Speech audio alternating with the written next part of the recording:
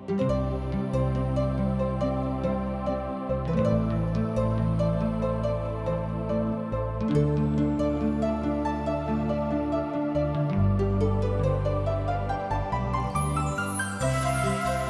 मनुष्य की जिंदगी पाप के कारण तरह तरह की विपत, उलझन और अशांति में पड़ के सही रास्ता से भटक गइल बा।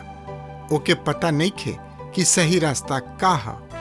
इहे बतावे बदे TWR जिंदगी की राह कार्यक्रम प्रस्तुत करता कि हर आदमी जिंदगी का उद्देश्य समझ के सही रास्ता पर आगे बढ़ सके, जौना से ओकर मेल मिलाप परमेश्वर से हो जाए।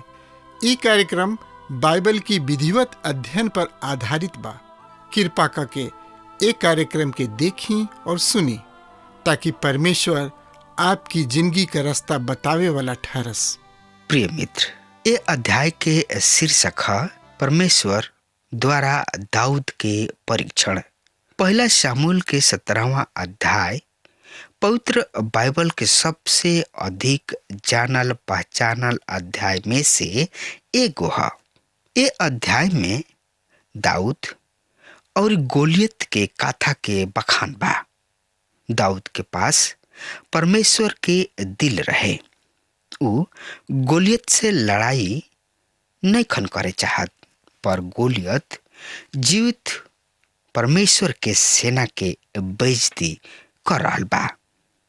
इससे ई बात दाऊद से सहल ना गइल और उ गोलियत राक्षस से भिड़ गइलन। त आई अब देखल जाओ दाऊद द्वारा गोलियत के अंत। त एकरा बारे में जानकारी खातिर रउआ हमरा संगे अपन पवित्र शास्त्र बाइबल निकाल लेहनी। हाँ, तो ओहमे देखी पहला सामुएल 17 अध्याय 1 पद से लेके 4 पद में एह तरी से बखान बा। सुनी कान पाठ लगा के।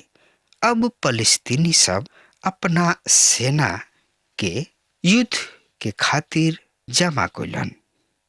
उ यहूदा के सोको में जमा भइले और उ सोको तथा अजेका के बीच एफेस दमीम में छावनी डलन और शाऊल इस्राएली पुरुष भी इकट्ठा भइले और उ एला के घाटी में छावनी डलन। फलस्तीनी सब के सामने करे खातिर यानी कि सामना करे खातिर सेना तैनात कइले।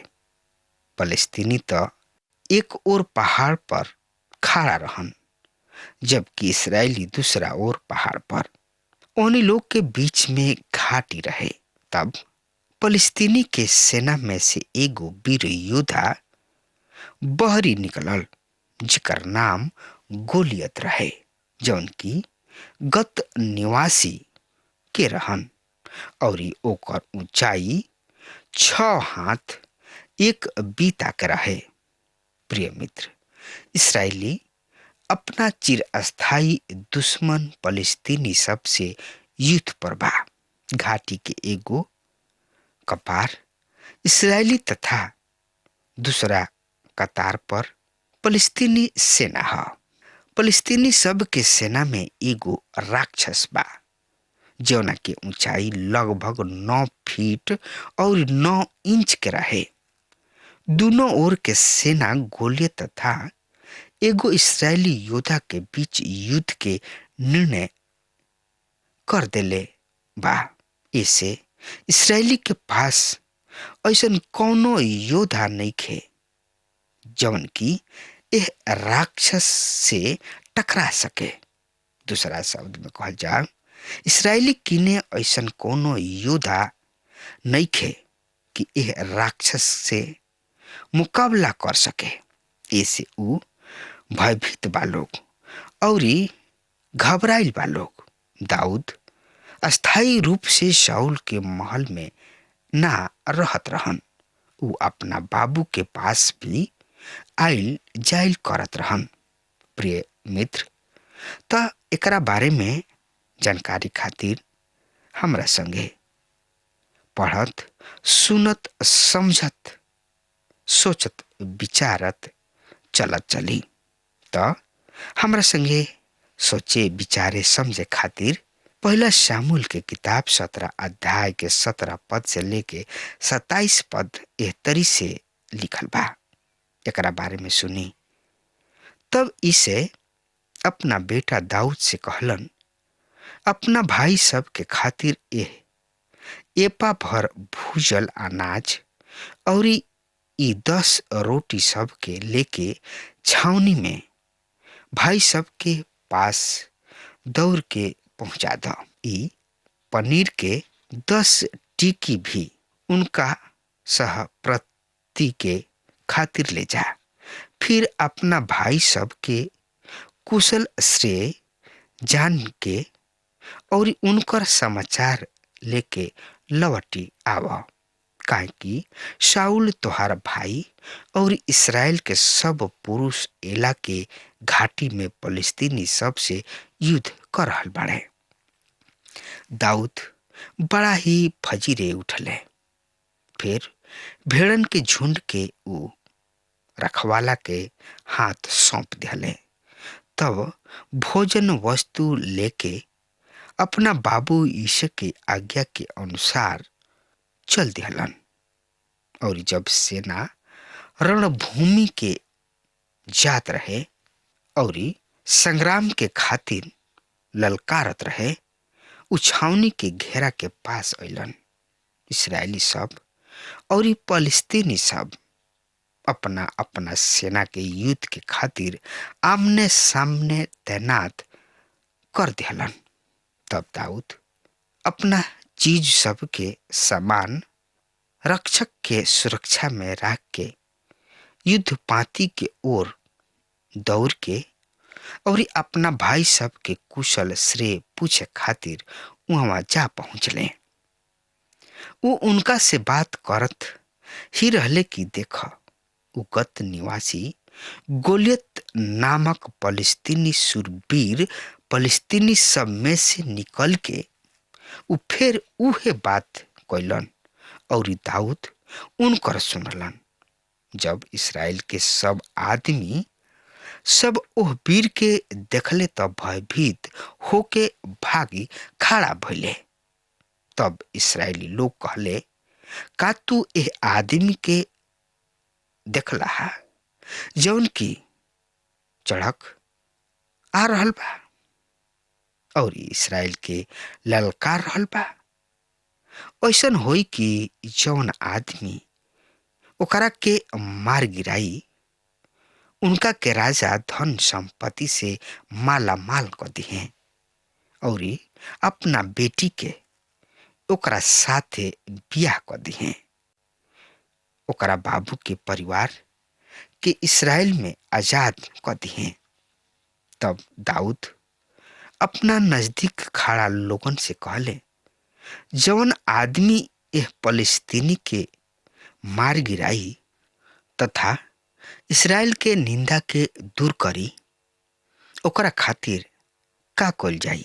ई खतना रहित फलिस्तीनी होत के बा कि जीवित परमेश्वर के सेना के ललकारे। तब लोग इस शब्द में जवाब दिलन, मारे वालन के खातिर ऐसन ऐसन कल जाई। प्रिय मित्र, दाऊद देख रहल बाणे कि यहाँ केहू नहीं खे कि जौन की एह खतना रहित फलिस्तीनी के मुकाबला कर सके और एकरा से लड़ सके। दाऊद कहले, ई खतना रहित फलिस्तीनी होत के बा कि ई जीवित और सच्चा परमेश्वर के सेना के एह तरी से ललकारे वाला। प्रिय मित्र, ऐसा मालूम होता कि सब इस्राएली सेना में से ई आभास खत्म हो गई रहे कि हमनी के भी जीवित परमेश्वर के सेना हो जा, ना तो ओहनी के दाऊद के समान ही रोष में आगुल रहता। दाऊद के भाई सब दाऊद के घरे भेजे के कोशिश में लागल रहन सा, पर ऊ ना गुलन। पर आई देखल जाओ यही अध्याय के 28 पद से लेकर 40 पद का बता रहल बा।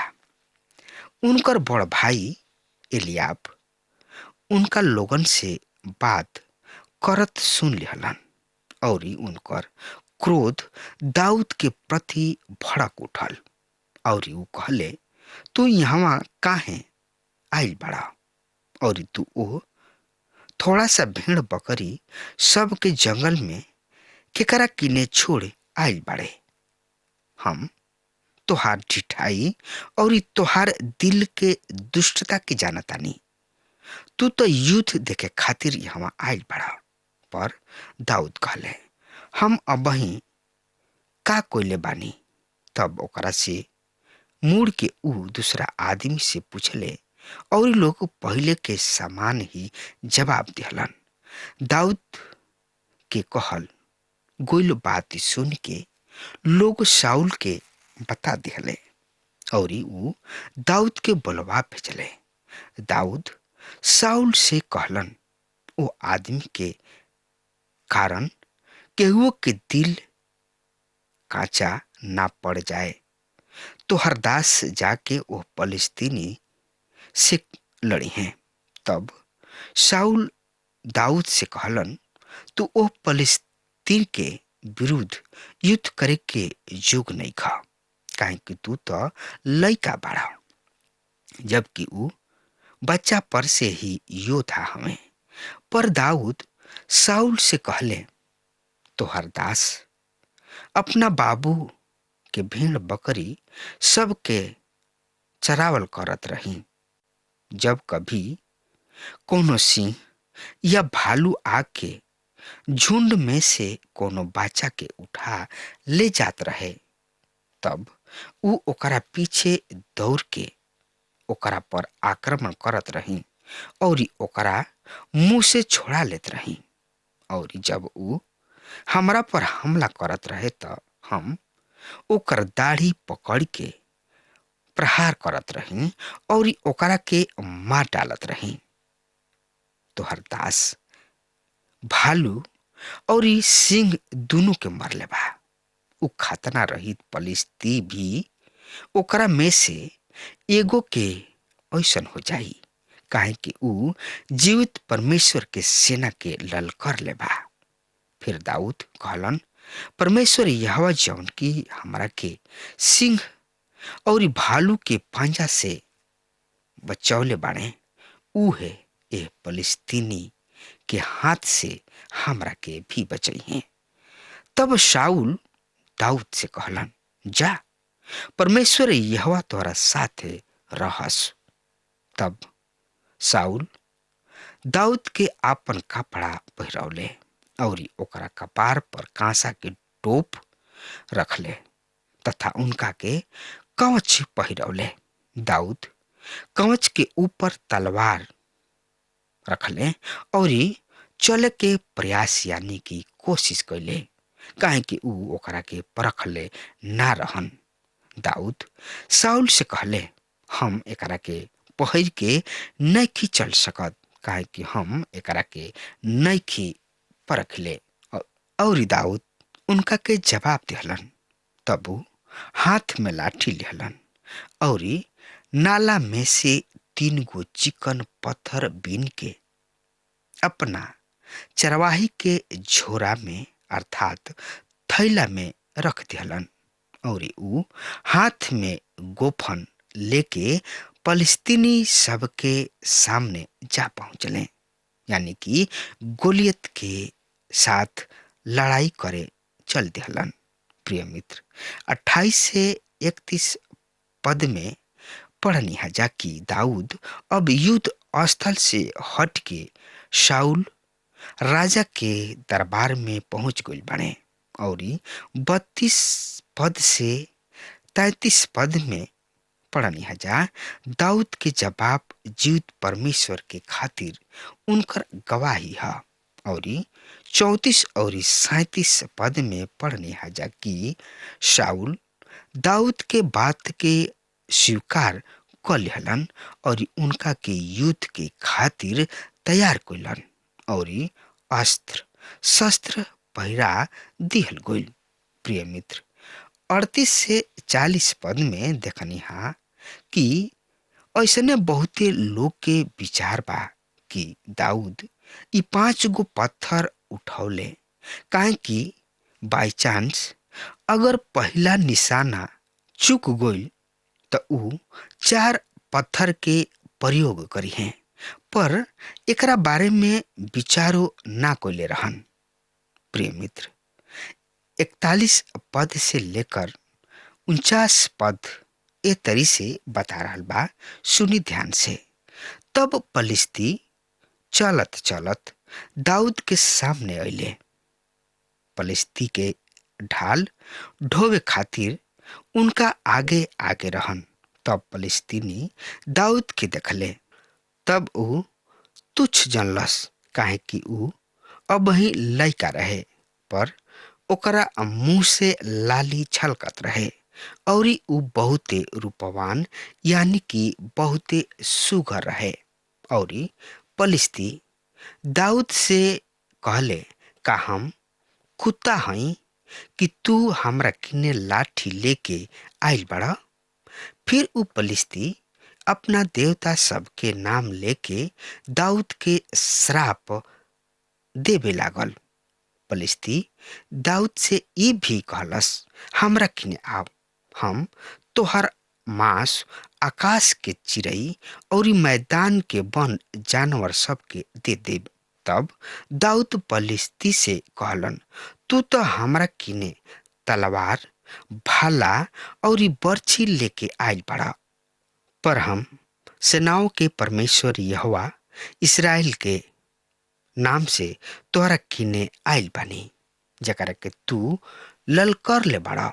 आज ही परमेश्वर यहोवा तोहरा के हमरा हाथ में कती हैं और हम तोहरा के मारब और तोहरा के तोहरा धड़ से अलग कर देब।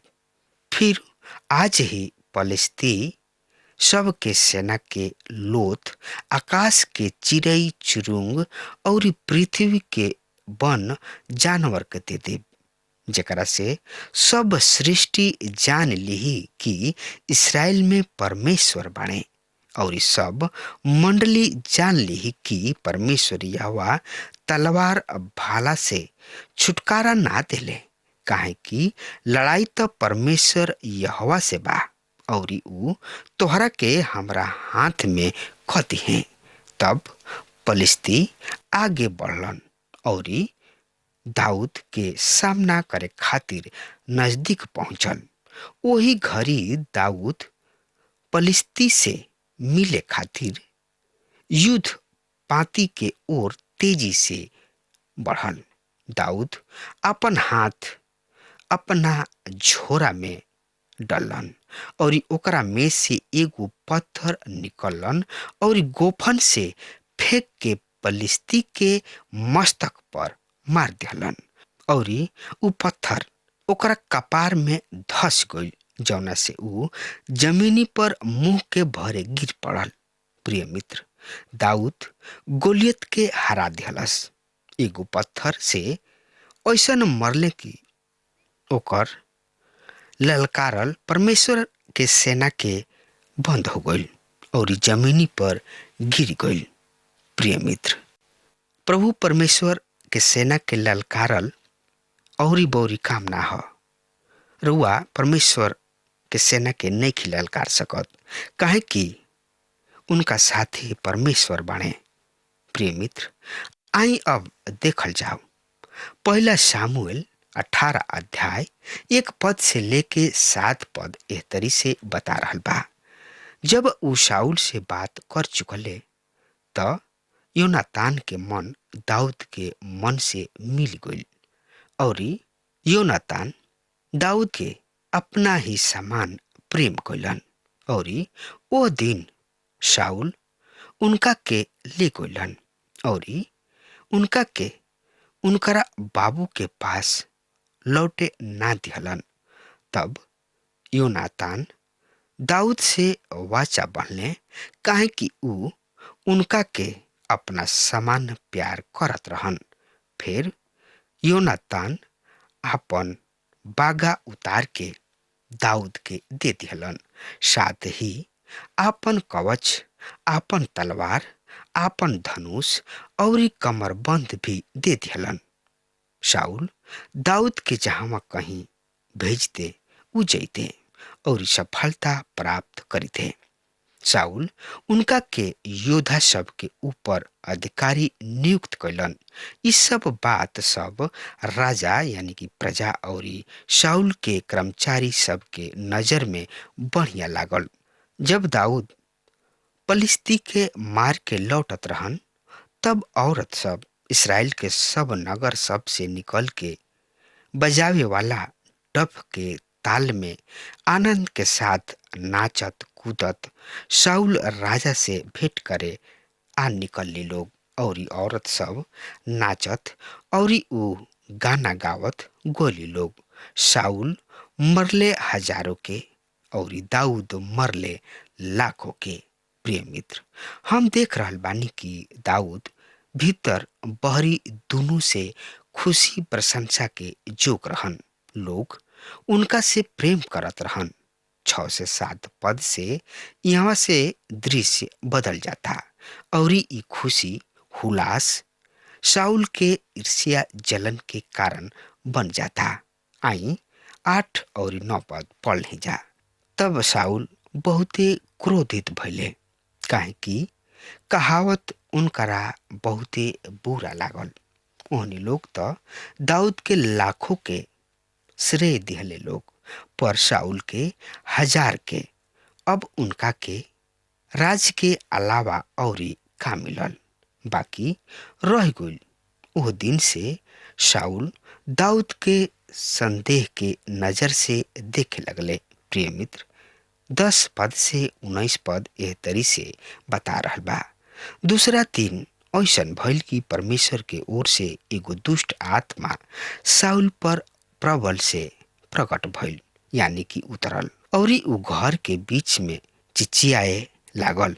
शाऊल के हाथ में भाला रहे और दाऊद हर दिन के ऐसन अपना हाथ से बिना बचावत रहन। तब शाऊल इस सोच के भाला फेंक के मरले कि हम दाऊद के दीवार में बेच दी, धसा दी।